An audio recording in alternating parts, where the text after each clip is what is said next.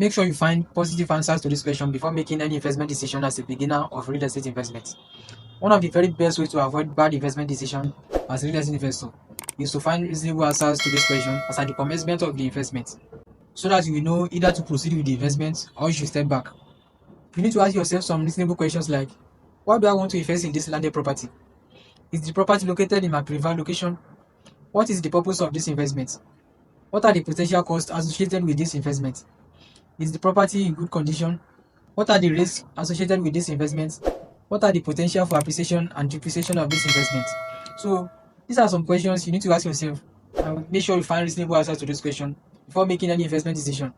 And even apart from that, the answer you gather from these questions will still give you some details on how your return on investment will be, maybe in form of income flow or capital gains. I hope you've gotten it right. You get it? Okay. If you don't get it, forget about it.